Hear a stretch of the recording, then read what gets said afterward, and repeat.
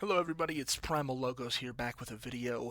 So just kind of fill you in a little bit about what we're trying to do here. I am extremely interested in geopolitics, especially as it relates to the United States. So I thought, hey, I spend so much time reading about this type of stuff and learning about this kind of stuff. Why not just try to share it and educate people who might be interested as well? Um, so it's kind of what I'm going to try to do. I'm not going to script stuff. I'm going to give you natural, raw reactions. I'm going to give you natural, raw information. There might be some minor, like prerequisite research if there's an area that maybe I need to flesh out a little bit more, that sort of thing. But yeah, I'm just gonna kind of hop right in and we'll go along. So forgive any some. There's gonna be some speaking blunders. It's not gonna be perfect, but I want it to be real. I don't want to give you guys some filtered nonsense that you'd see other places. So um, yeah, without further ado. Uh, Let's jump right in. So we've got the 2026 National Defense Strategy here, and I've been reading it over last couple of days now, and there's a lot of really cool information in here. So I'm gonna see. I've got some notes here that I've got written down on my screen next to me on some areas that I want to talk about, and this is gonna be more of a deep dive video. I did make like a quick and dirty, um, more you know I guess like concise version of this that kind of just breaks down the overarching premise. It's for people that maybe don't have time to sit here and watch a longer form video. So um, yeah, I guess just let me know if you have a preference either way in the comments. But without further ado, let's jump in. So kind of scrolling through here, the first little bit that I see here that's really interesting is um, kind of this refocus, I guess, to kind of recenter our strategic lens, um, less abroad and more kind of centered on the homeland and or homeland adjacent territories right in the western hemisphere. So I kind of made some highlights through here as I was reading through this first section, um, and some areas that maybe are of particular interest. So here, it kind of highlights that the Department of War, the National Defense Strategy, isn't focused on these sort of like, Afghanistan, Middle East style, decades long wars that don't really have a clear end goal, that don't really have a clear timeline, or really any objectives that kind of are beneficial to the American people or our national interests for the most part, right? So a little bit less of the world police style of United States military action, and a little bit more focused back on things that really matter, right? No nation building, no, it's all the stuff of yesteryear that we've all seen. Although I think I did want to highlight as well is they made it very clear that it's not meaning that we're kind of going back to like a pre-World War II isolationism kind of state. We've seen what happens when the United States isn't a big player on the world stage, and it usually ends pretty badly for everybody involved. So I think we're still committed to trying to be um, the leader of the world, I guess. Uh, but we're taking a different approach to that, so which is nice to see. So this initial part kind of talks about how the United States defense thinking is kind of treating the homeland as like we used to treat it as though our whether it be our geographical advantages or whatever it might be, um, kind of put us in a situation where we didn't have to worry about not only our own shores but kind of the Western Hemisphere as a whole, right? Like we kind of let a lot of things fester, um, and it it led to unfortunately a lot of American deaths. Things like the cartels, for example, or Maduro, or Cuba. These sorts of things that are within our own hemisphere that have been kind of overlooked for, I mean, for decades, right? So, uh, kind of a big highlight here is trying to say like, hey, we're not going to ignore these anymore. We're going to really try to push to get these types of things taken care of. So, um, the next little bit here is um, trying to make sure, and I guess a big part of that is um, making sure that our borders are secure, right? And not just the Mexican border, but our borders to the north as well, right? Like China is encroaching within Canada.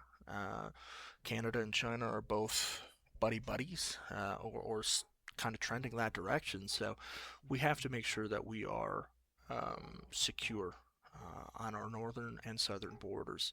Uh, and really any country does, right? Like you have to have secure borders in order to maintain territorial integrity. And that, I mean, if you can't maintain your own territorial integrity, how could you possibly hope to be any form of a player on the world stage?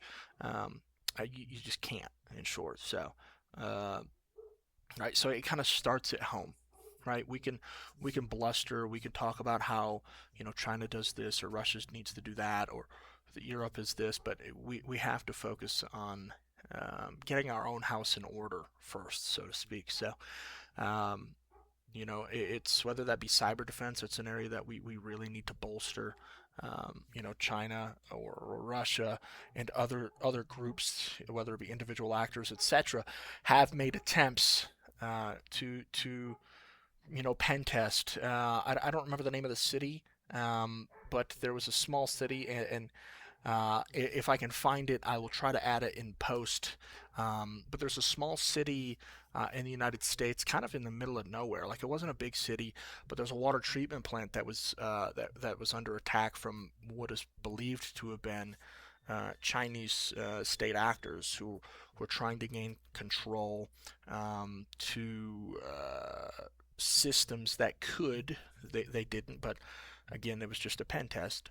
Um, but they were trying to gain control of systems that could fluctuate the levels of chemicals that, if there's too much in the water supply, could result in serious adverse effects or even death. So, as an example of they don't even have to necessarily drop a boot on the ground to harm Americans in that sense. So, really important to make sure that our cyber defenses are up to date. We have to have the best and brightest, whether it be border security, narcotics, trafficking, whatever it is. At the end of the day, we really have to step our game up in that regard. So let's move on to a little bit further down here. One sec. All right, moving on. I think it's worth highlighting here. I don't have it highlighted as you can see, but I think it's worth highlighting here the little bold text there. America first, peace through strength, common sense. Kind of sums up this whole initial blurb, I guess you could say, or opening for the NDS. Uh, I guess worth talking about here is kind of the focus on, again, the Western Hemisphere, right? And it later describes that Western Hemisphere as kind of being, from Greenland and the Arctic to the Gulf of Mexico, the Panama Canal, and further on down into South America, right? Like the entire Western Hemisphere, not just our borders, not just these sorts of small regions where we can hopefully maintain some form of let's say forward-thinking power advantage, but really the entire Western Hemisphere. And I think we saw a little bit of that recently with the Denmark and Greenland push by Donald Trump. Uh, whether I think there's a couple of camps now who think that maybe he was really pushing for it, maybe he wasn't. The other side of that argument is he could have been just trying to use it as leverage to get NATO to be more proactive in its defense, and more proactive in maintaining that territorial integrity, because it is going to be a vital piece of land, especially as the Arctic region becomes more accessible for shipping lanes in the not so distant future. So I like the focus on including Greenland there. So um, and I think it kind of reiterates a point that I made here, is my first highlight, right? So there's a commitment to us not making up for allied security shortfalls, right? So if you're not willing to try to help defend yourself, then we're not gonna make up for that. Your shortcomings are going to be your shortcomings. But that being said, if you are willing to put in some effort, then we will help too, right? Like, we want to be good allies, but we don't want to cover the whole bill for you. So yeah, so I think that's really important to highlight, and I really do like that philosophy. So um, it's kind of still that effort and still that insistence that we do need to deter China. We do need to try to protect our interests within the Indo-Pacific region. And hopefully the goal there seems to be through strength, right? Being an ally in the region to our partners, right? Like Taiwan, and kind of helping them be able to stand on their own 2 feet while also backing them with, what is, for now at least, and hopefully maintains itself as being the world's greatest navy. So super, super happy to see that in here as well. I mean, the semiconductors, etc., that Taiwan has um, at their disposal are, I mean, those are the future, right? So, and right now we just do not have the manufacturing base at home to be able to maintain that. So, definitely didn't need a focus there. Let's kind of move on here to the next little bit. We're going to move on to this Homeland and Hemisphere for this video. Excuse me. So I did highlight some stuff here in the intro. Um, I think it's important we see this opening line here that I have highlighted.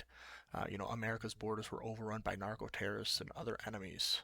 Um, so it's kind of, we're seeing that verbiage used a lot.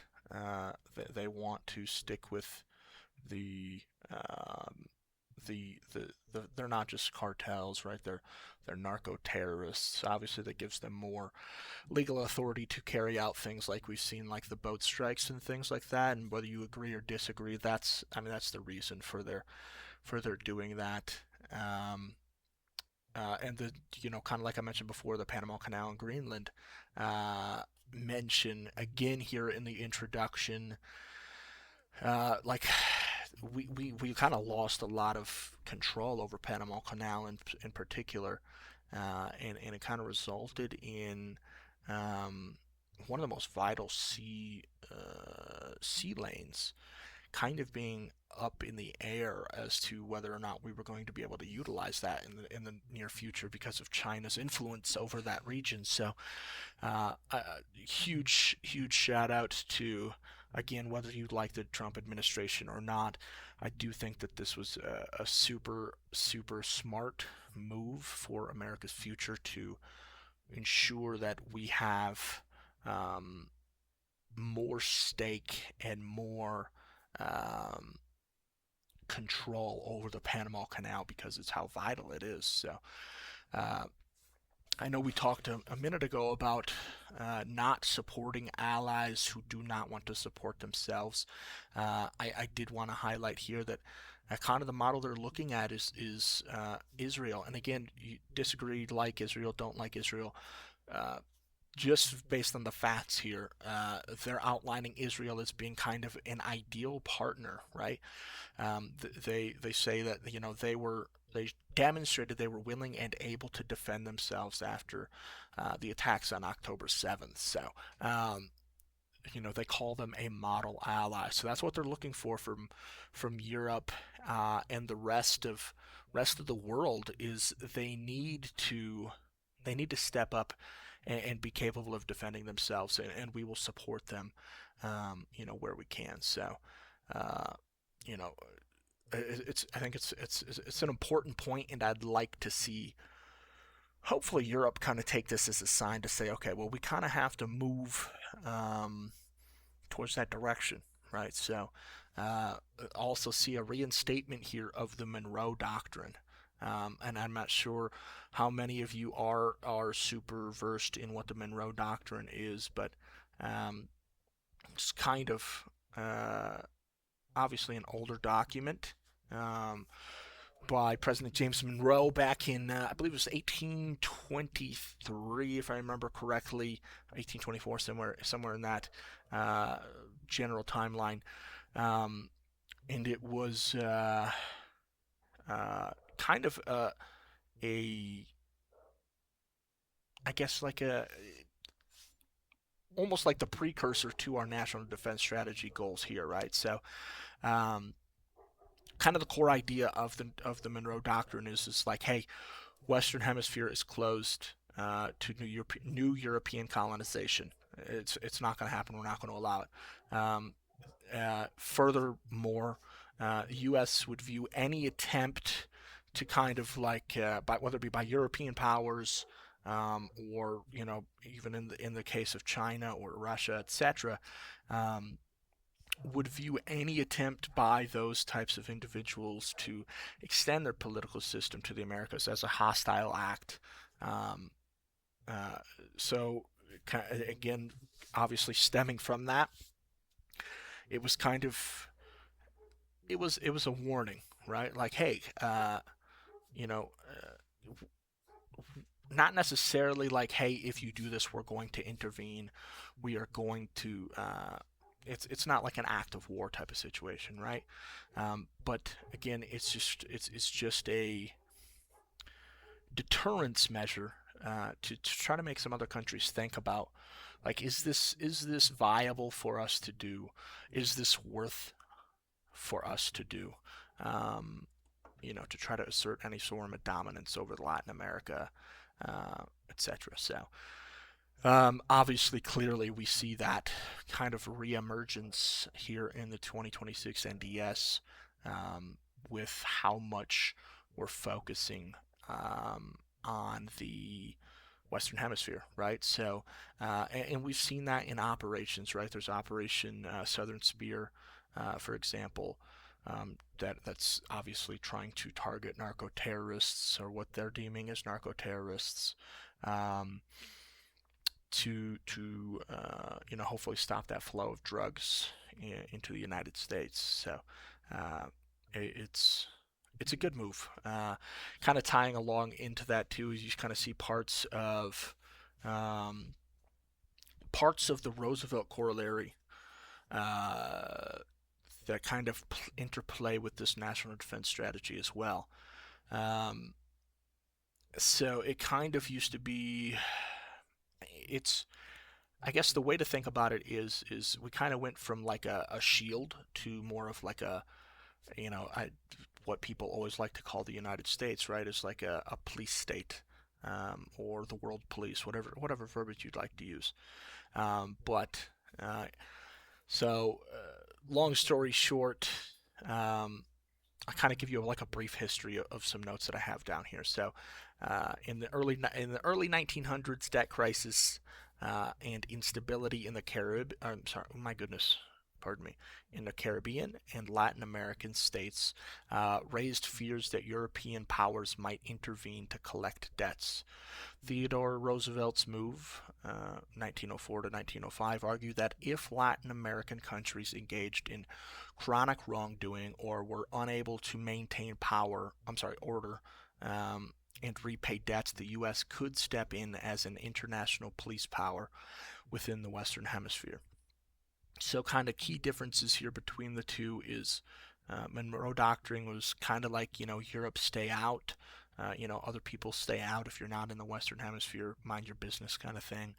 Roosevelt corollary was kind of more like, if there's a problem within our neighborhood, we will kind of step in and be that intermediary to try to rectify the situation. Um, Kind of like some I guess consequences, for lack of a better term, as a result of that, right? It kind of provided us within the United States um, like an intervention, right? Like almost like a casus belli, uh, whether it be interventions or occupations in Latin America, kind of throughout that whole 20th, throughout the 20th century. So, um, like the new NDS kind of calls for the United States to actively lead, stabilize, reshift the power within the Western Hemisphere. Kind of goes along with the Roosevelt corollary, uh, where need be, right? I mean, we saw that with Maduro.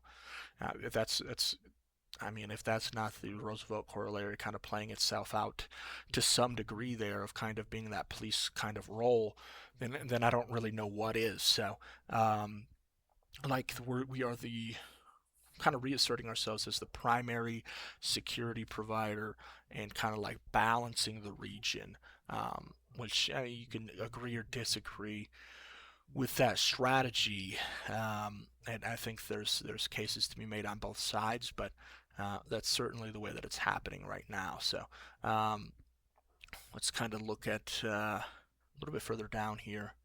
Um, Kind of some reiterations here of some earlier points.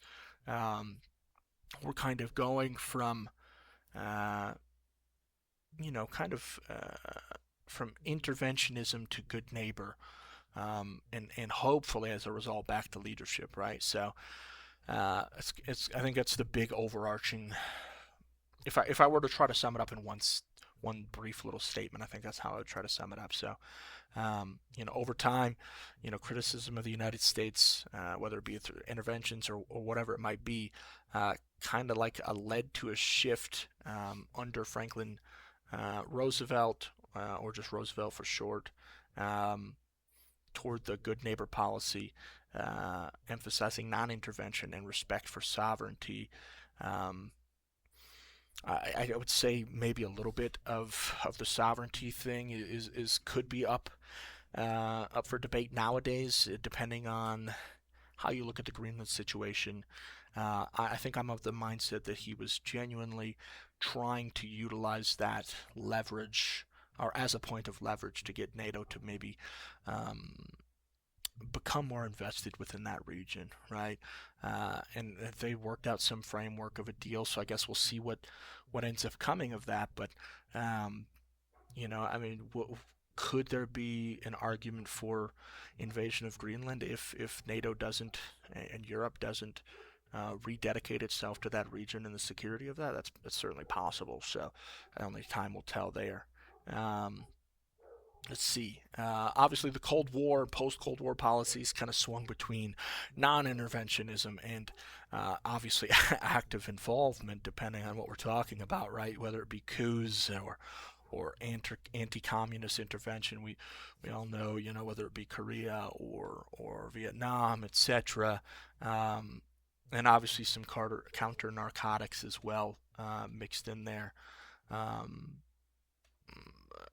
back in the day as well, but certainly not to the lengths necessarily that we're seeing nowadays on the counter narcotics area. So, but all that to say, 2026 NTS, kind of like a modern reinterpretation of the Monroe Doctrine and the Roosevelt corollary, right? So it's not so much about like overt colonial style interventions, but it's more like strengthening alliances with partners within the region, security cooperation with partners in the region, right? So like, look at Argentina, for example, I think is primed to be a super important partner within the Western Hemisphere. So we'll see who else kind of steps up to the plate to try to take advantage of the situation and hopefully make their countries better and the region better. But certainly Argentina is somebody I would be looking at pretty closely for right now. So um, yeah, yeah. Kind of last little bit here to tie up this section is um, also kind of trying to strengthen our resolve within the region, whether it be kind of like a, I would say, um, economic, informational, and military tools to kind of try to use that as leverage. Um, we've seen that to a degree as with Venezuela before. Obviously, the more direct approach, let's say. Certainly with Cuba, with sanctions as a tool there too. You could say the seizing of Russian oil tankers as well is kind of plays into that, right? Certainly putting more pressure on the Russian homeland in trying to fund its already struggling coffers due to the Ukraine war and sanctions it's seeing from that. So, kind of just reasserting ourselves within the region and obviously having reverberations outside of the region due to that new approach as well. So uh, I did want to touch a little bit on narco-terrorism. So we'll kind of talk little bit about that and kind of how that plays into like the hemispheric security, and so we'll touch on that here now. All right, down into the actual meat and potatoes section here, so to speak, for Homeland and Hemisphere. So again, kind of touching on a little bit on narco terrorism, right? We saw Operation Absolute Resolve not too long ago now.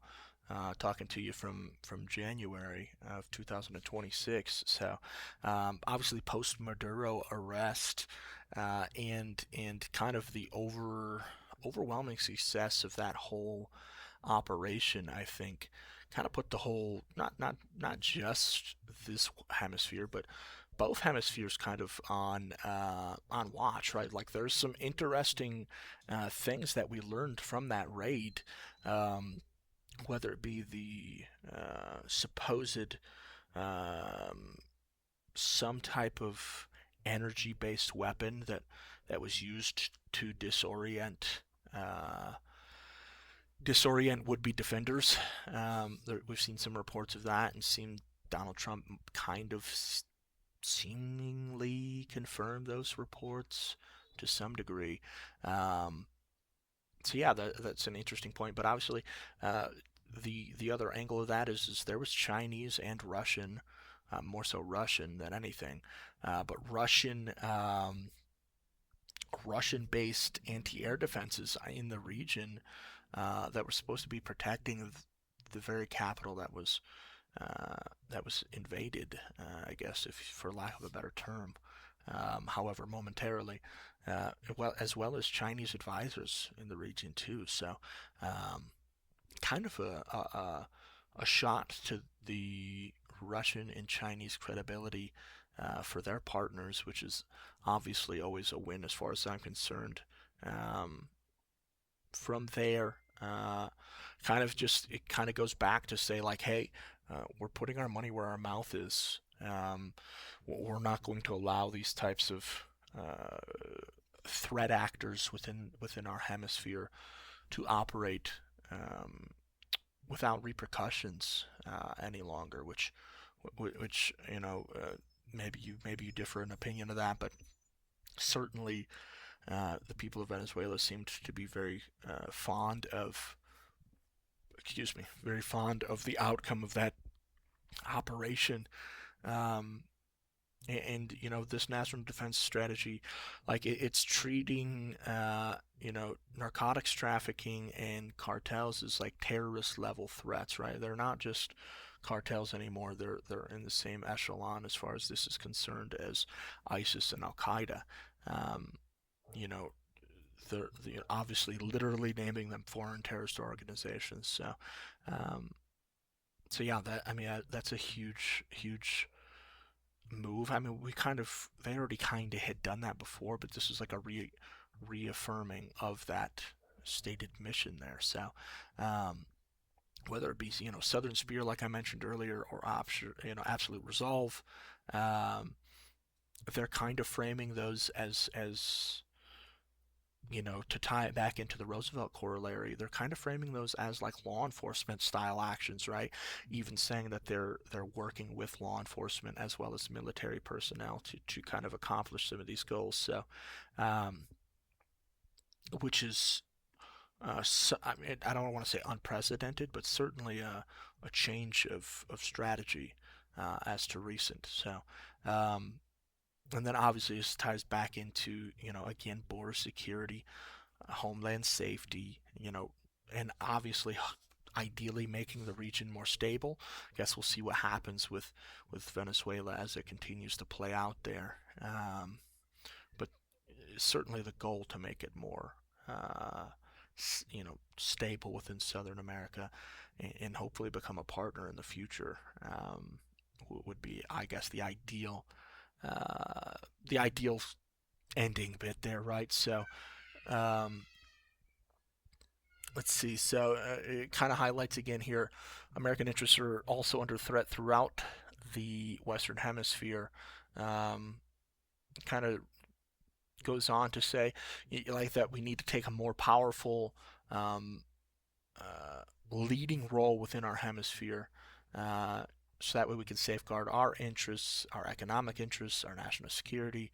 And again, you'll see this talking about the Monroe Doctrine and the Roosevelt Corollary, like I've mentioned before. So this is it's kind of all going back into it, and it's kind of like I would say a reimagining of the next topic that I want to cover, which is the Bretton Woods agreement, I guess. Not really sure. It wasn't really a treaty, but I'd say agreement would be a good classification. But if you're not familiar with Bretton Woods, again, I'll give you a brief little rundown. So it was July 1944, at least according to my notes. So July 1944. Um, all of like the Allied nations, they met in, shocker, Bretton Woods, in New Hampshire. And this was kind of to design the post World War II economic order. Kind of the outcome of that, right, is the United States is going to take the central power role at the conference, for many reasons, right? So, had the largest gold reserves. We had an intact industry.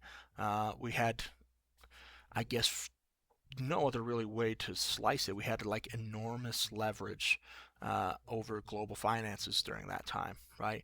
Um, there's a pretty famous geopoliticist named, I'm probably going to butcher this name, but Peter Zahn, who was pretty famous for saying that post World War II, the United States could have become a traditional empire if we had wanted to, just because of again, Europe couldn't really, um, their manufacturing base was shot. They didn't have, large swaths of military. Certainly to fight another war. So, there's a real possibility that in an alternate timeline we could have stayed in Europe and made it almost like vassal state level. I mean, who knows what would have happened if we had tried that, but I mean, I guess kudos to those men for not doing that, right? Not allowing the temptation for power and control to, um, fully engulf them. Obviously, we became a very huge player as a result of Bretton Woods Agreement, but we could have had a much more direct um, control if we had wanted to, at least momentarily. So, um, kind of the outcomes, right, of the Bretton Woods Agreement were creation of International Monetary Fund, IMF, and a World Bank. Uh, Obviously, as we know, and it kind of like helped to set up a system of kind of like fixed exchanges, and those rates were anchored on the U.S. dollar, which at that time was convertible to gold. So, um, core idea was kind of like Like, let's stabilize currencies, rebuild after the war, right? Europe was ravaged. Um, their economies were ravaged, and tried to prevent, uh, in essence, the kind of like economic chaos that helped lead to that global conflict in the 30s, right? It's part of what the Nazis capitalized on was the economic state of Germany at that time, and obviously some other things too, but that's part of what they capitalized on. So, uh, again, just super smart, I think, super forward thinking here in this first section of the National Defense Strategy. Obviously, I will be moving on to the next portion here in a subsequent video, for the People's Republic of China. Um, and yeah, again, if you're new here, please like and subscribe. Give me some feedback in the comments too. Do you like this style? Do you want a different style? Kind of what are we thinking there? So, thank you for watching. If you watched the whole video, appreciate your time, and I will see you in the next video. Bye bye.